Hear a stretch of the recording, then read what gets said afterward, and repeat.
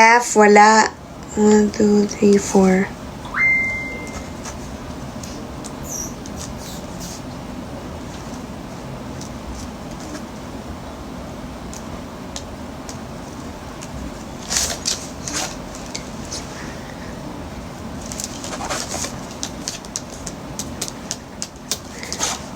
Nine. Ingrid. Ingrid daw. Kasi, no. Sige. Hindi, wag. Hindi. Wala na. Affection. Ano ba talaga? Ano yung A?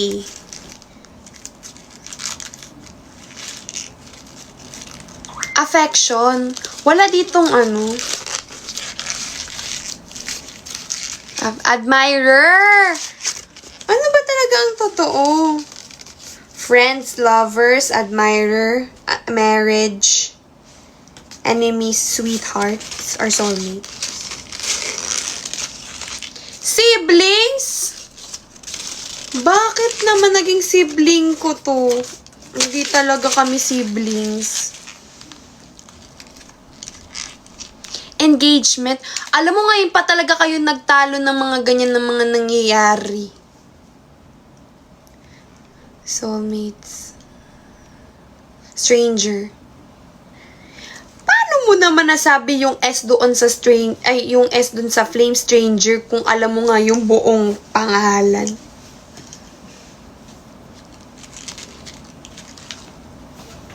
Affection. Ay, bahala kayo. Wag na mag-flames. Madami na nagtatalo. Wrong kayo dyan.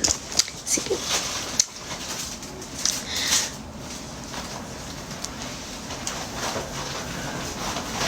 Na mag-flames. Wag na. Na mag-flames. Okay na to. Guys, mag-end ako ng 9. Paalam ako sa inyo. Mag-ask na lang nga ulit kayo ng mga questions. Dali. Kasi after nitong live na to, hindi ko alam kung kailan ulit masusundan yung pag-live ko. Baka matagal na kasi meron akong pinaghahandaan. Meron akong pinaghahanda. Yes. Sige, mag-question na lang kayo dyan. Bakit naka-BBS ka pa rin? Hindi ko din po alam kung bakit. Is there any chance na makaduet mo ulit si Jaren? I don't know. Maybe yes, maybe no. I don't know. Unboxing ng mga gifts. Na-unbox ko na po siya, pero nakatago na siya dun sa ano. Kasi siya, organized na siya.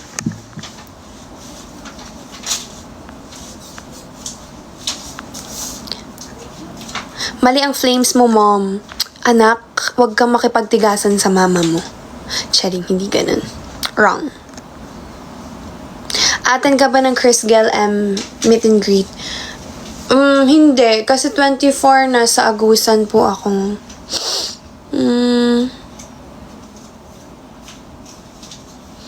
When ulit bonding ng Tres Marias? Hindi ko alam. Pero, magkakalapit lang naman kami. Like, you know what I'm saying?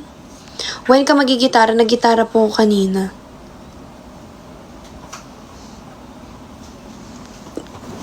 Kanina.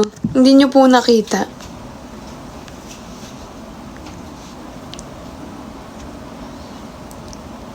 Hi, Miss Paula. I miss you so much, Miss Paula.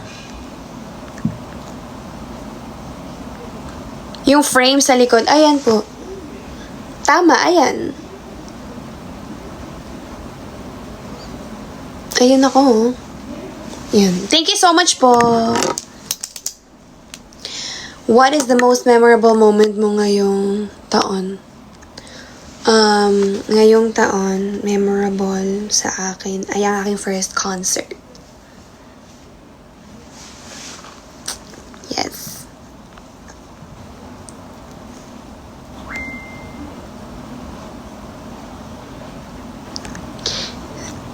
Ano pa mga questions niya?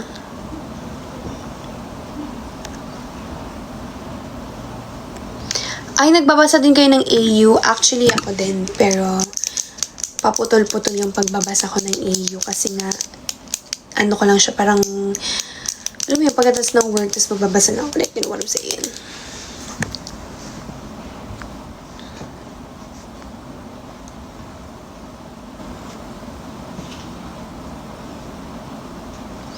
Hi, Miss Kathy and Paris. Mahinahon siya, ma. Alam nyo guys, at this point, at this point naman masyado. Pero ako, I'm trying to, paano po ko ba i-explain sa inyo? Kasi ito I just wanna share something lang. Kasi, this past few days, months, basta this year, there's a lot of opportunities na pumapasok talaga and nakaabang and nandyan para sa akin, like, a lot of blessings. So, as much as possible, since may yung forte ko talaga is singing, as much as possible, I want to save my voice. I want to make sure na nasa good condition siya. I'm using it in a correct way, in a nice way na hindi talaga masisira yung boses ko. Kasi doon naman talaga ako nakilala ng mga tao. And doon ako patuloy na nakikilala ng mga tao. Like, you know what I'm saying? As Carmel na kumakanta. Yes. And I'm really grateful for that. And yes, kasi guys, mga hindi nakakaalam, sa pagsasalita, may proper way din para gamitin yung boses, especially sa mga singers. So, kung makikita niyo si Ariana Grande, parang I think, na ano pa nga siya, parang napuna ata, I don't know. Pero mga baliw kasi sila. Yung way ng pananalita ni Ariana. So, me, there's like changes, like nag-change din yung voice ko when it comes to speaking. So, every time na nag-speak ako, it's different on how I sing. Like, you know what I'm saying? See? Naman masyado. Pero yeah. So, nire-reserve ko lang yung voice ko. Cause, ayoko din siyang mapagod, lalo na ngayon na sunod-sunod yung mga ganap, and may ASAP. And may magandang news ako sa inyo, pero hindi pa muna ngayon. Like, I love Jesus Christ. I love you all so much. Like, lahat ng mga nangyayari sa akin ngayon, it's because of Him. Always Him. Lahat nitong damit, lahat ng mga kinakain ko, lahat ng mga nangyayari sa buhay ko, it's always Him. Yes. Biglang naging ganun, naman. After mag-flames, biglang nag-homily siya. Charing. Pero yun.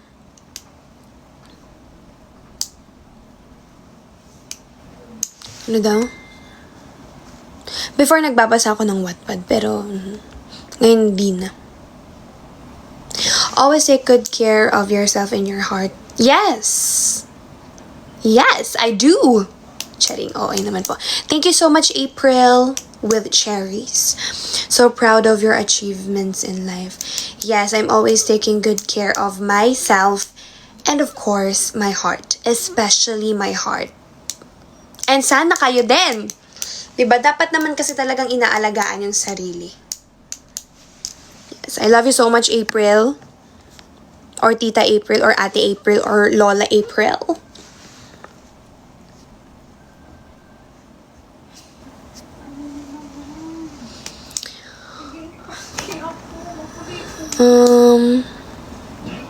Lika dito sa Singapore. Pag-isipan ko po kung pupunta ko dyan.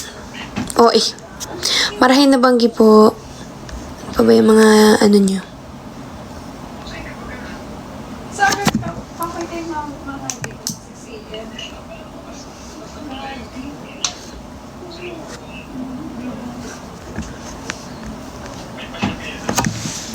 Pag gusto nyo mga malaman, come on, sige, sabihin nyo na, tanong nyo na.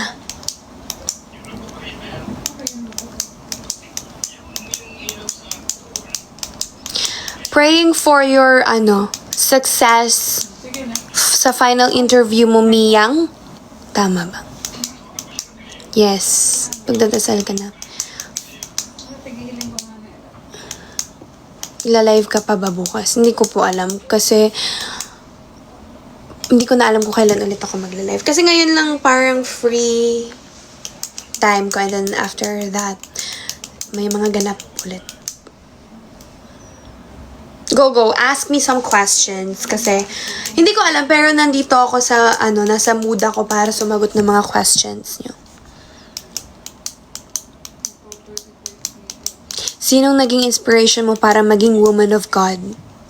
It's God.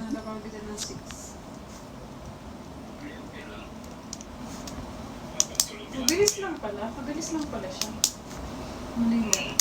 Dream country, Switzerland, and 9:35 ang New York. tapos ang Manifesting kami sa acting era mo. You know what, guys? report, mga 11. When I was a kid, nag-overshare na naman siya. Pero when I was a kid, aside sa singing and dancing, talagang umaarte din ako. Si Ma'am Heidi. But, syempre bata, so bida-bida, like parang, kasi nga idol ko si Bendita before. So, yun, saka mahilig kaming manood ng mga teleserye before. And, I love modeling din. Sa mga hindi nakakalam, parang napasama ako, hindi naman sa napasama, pero nag-workshop ako sa US before ng modeling. Alay. When ka ulit mag-firing? Pag nakauwi po ako ng Bicol. Yes. Pero yun, as I was saying, sa US. So, yun. Yun. Kapag ako.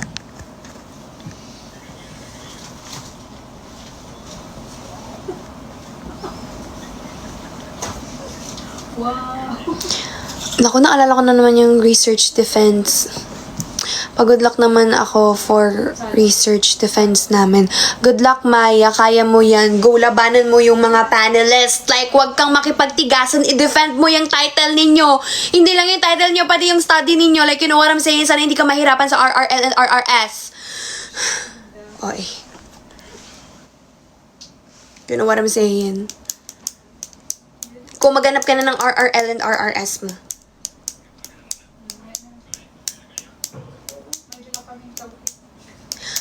Ano nga yung dalawang type ng research?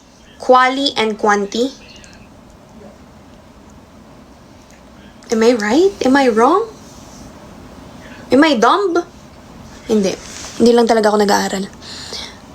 Yes! Oh, yes. Do you play any sports? Oo, saktong laro lang po. Yan lang, saktong laro. Nag-aaway ba kayo ng mommy mo? May nagtatanong dito, nag-aaway daw ba tayo? Of course! Of course, and we are proud and loud sa pag-aaway yun, namin. Kasi pag hindi nag-aaway, abnormal ang relationship. Sabi ng mama ko, pag hindi daw nag-aaway, abnormal daw yung relationship. Sige, mag-aaway tayo ngayon. Joke lang.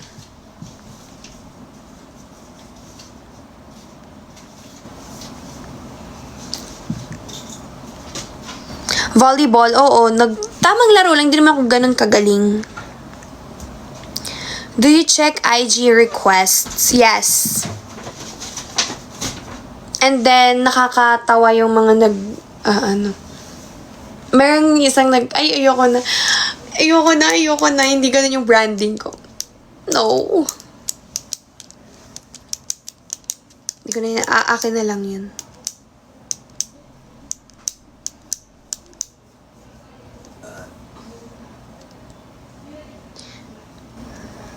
I'm Catholic po. Ano daw? If you're given a chance na magkaroon ng movie or teleserye, accept mo pa ba?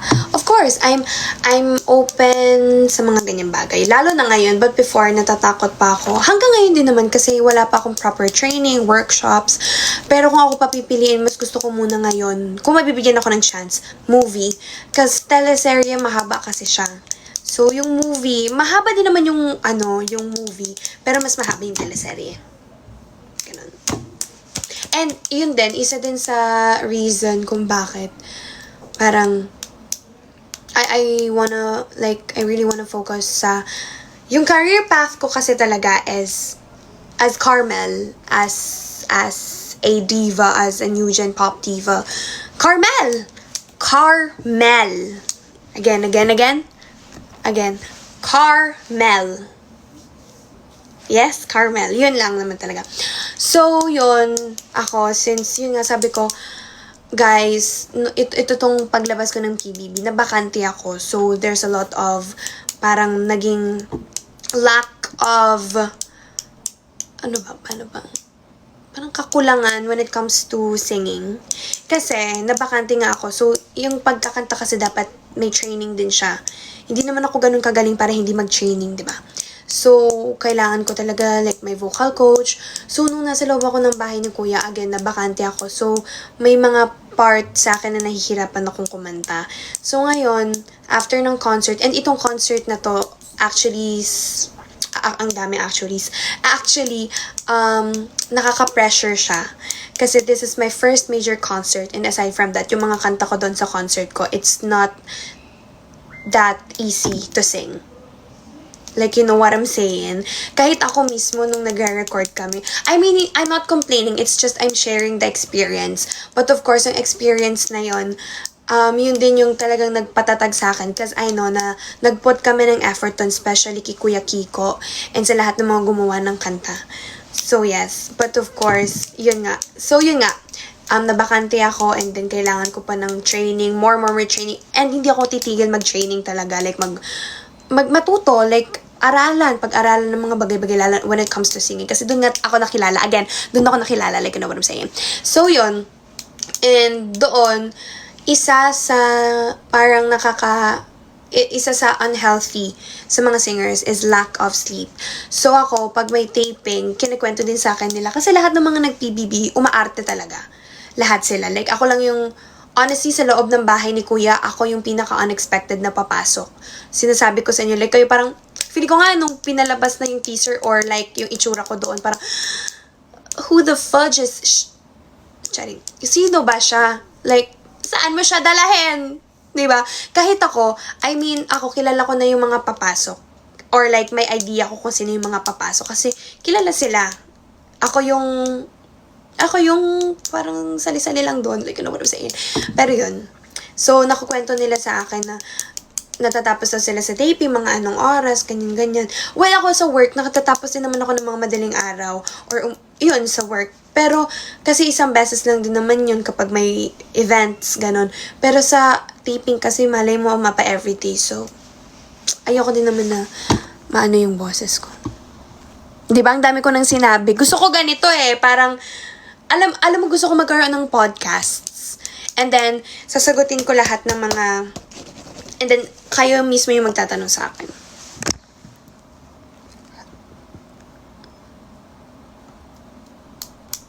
May tatanggapin mo ba if magkakaroon ka ng movie series, tapos yung genre is musical and romance? Oh yeah, anything naman. Kasi open naman ako. Pero ngayon gusto kong, if magkakaroon ako ng role gusto ko ako yung kontrabida. Kontrabida yung gusto kong like chillin' like a villain, yeah, rah, rah, rah, michin, dutan, suktuin, malafera. Yun yung atake ko, gusto ko ganun. Gusto ko kontrabida ako. Hindi ko alam, pero kasi sorry, pero natural sa akin maging maldita. You know what I'm saying? Ganun. Maldita ako. Like, arte-arte, like, ganun. Gusto ko ganun yung magiging role ko. Bendita. Mga bendita kayo. Charing. Pa?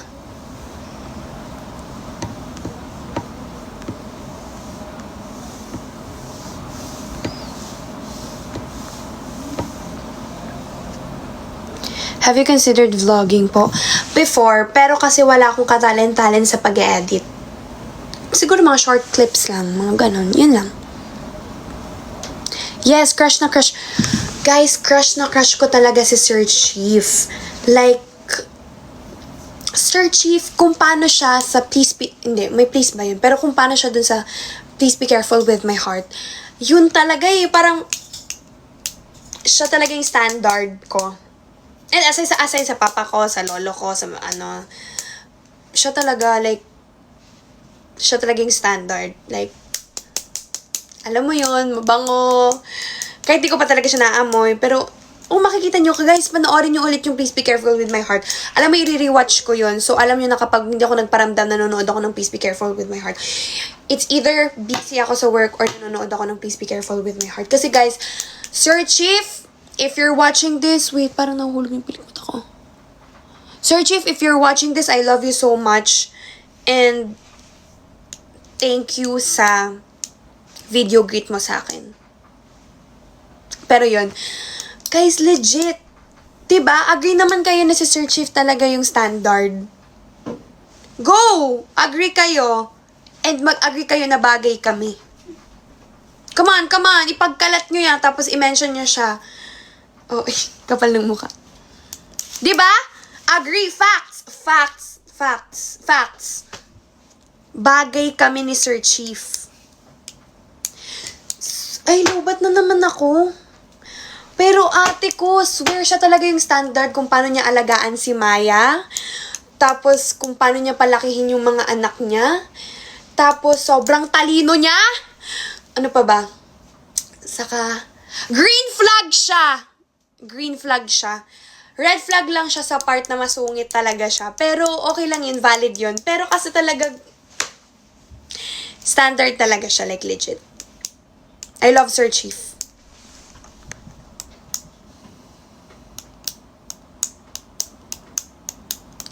Ma, sabi ni Darren may term daw sa asap na i-Carmel mo yun. Ano ba meaning nun?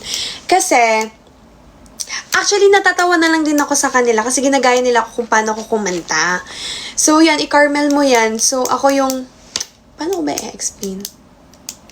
Basta ginagaya nila, pag sinabi ng i-Carmel mo yan, yun yung approach nila dun sa kanta. So nag-gets yun, pero ganun. Si Kuya Darren. Sila nila Kuya Eric. Mga baliw-baliw kasi sila doon sa asap.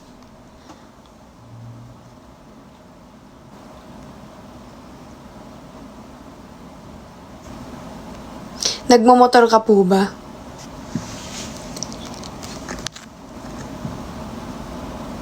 Ano daw?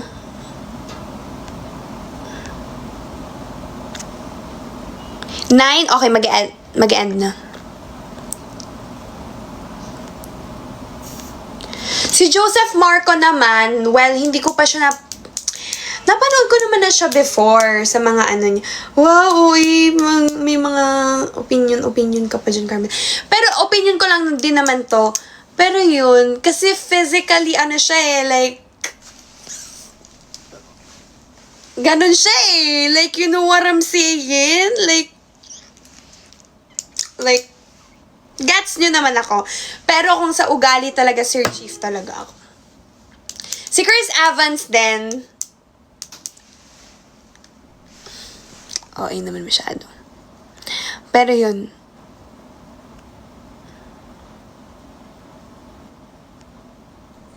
Hi anak, Hunyo.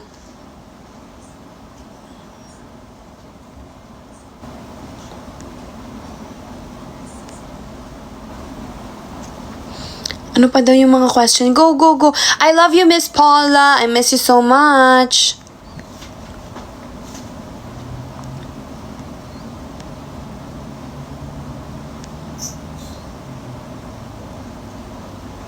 Alam mo, sige, patagalin pa natin habang meron pa akong ano. Mag-end ako ng 9:20. Final. Page Backers!